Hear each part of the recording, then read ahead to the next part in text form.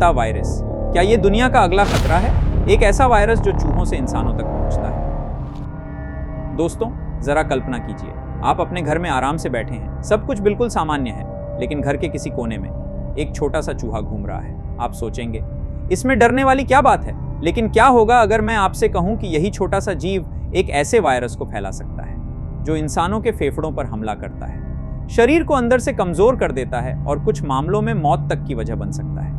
और सबसे चौंकाने वाली बात, कुछ साल पहले अचानक इस वायरस का नाम पूरी दुनिया में ट्रेंड करने लगा था। लोग डर गए थे, सोशल मीडिया पर अफवाहें उड़ने लगी, कुछ लोगों ने इसे कोरोना से भी खतरनाक बताना शुरू कर दिया। लेकिन सवाल है, आखिर ये हंटा वायरस क्या है? क्या ये सच में दुनिया के लिए नया खतरा बन सकता है?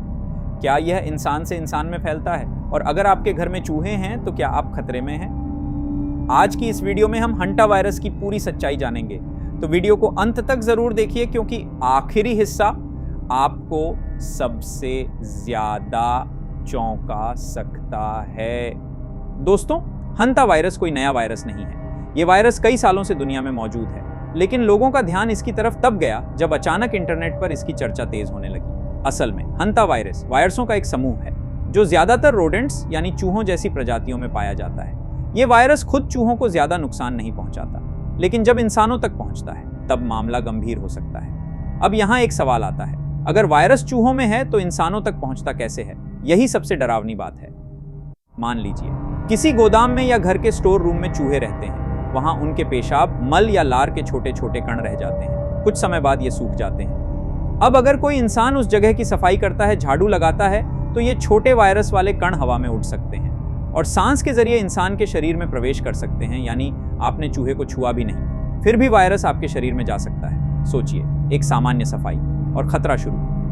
अब वायरस शरीर में पहुंच चुका है, लेकिन शुरुआत में शायद आपको पता भी नहीं चलेगा, क्योंकि शुरुआती लक्षण बहुत सामान्य हो सकते हैं, जैसे बुखार, सिर दर्द, थकान, मांसपेशियों में दर्द, उल्टी, चक्कर और शरीर टूटना। अब समस्या ये है, इन लक्षणों को देखकर कोई भी व्यक्ति कह सकता है शायद मौसम की वजह से हुआ होगा, लेकिन असली खतरा बाद में शुरू होता है, जब वायरस फेफड़ों पर असर डालना शुरू करता है और अचानक सांस लेने में दिक्कत होने लगती है, फेफड़ों में पानी भर सकता है और हालत तेजी से खराब हो सकती है। अब यह सवाल आपके मन में जरूर आ रहा होगा, क्या हंटा वायरस बहुत ज्यादा जानलेवा है? जवाब थोड़ा चौंकाने वाला है। कुछ प्रकार के हंटा वायरस संक्रमण गंभीर हो सकते हैं और कुछ मामलों में मृत्यु दर काफी अधिक रिपोर्ट हुई है। लेकिन इसका मतलब ये नहीं कि दुनिया खत्म होने वाली है या हर संक्रमित व्यक्ति की मौत हो जाएगी। बहुत कुछ इस बात पर निर्भर करता है, वायरस किस प्रकार का है, इलाज कितनी जल्दी मिला और व्यक्ति की स्वास्थ्य स्थिति कैसी है।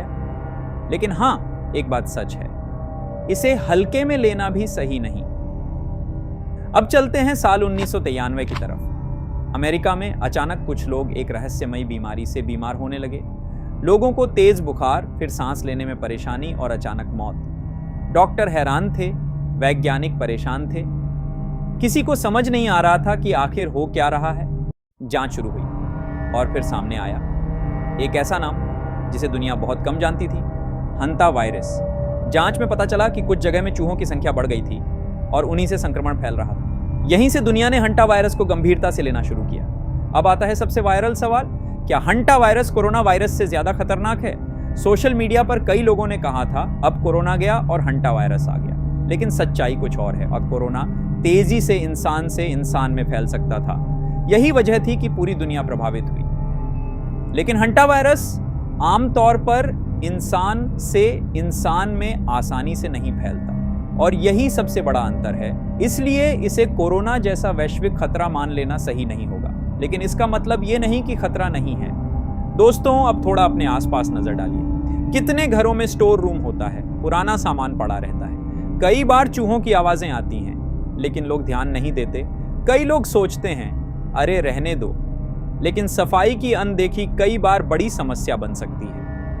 अगर किसी जगह चूहों का संक्रमण है तो सावधानी बहुत जरूरी है।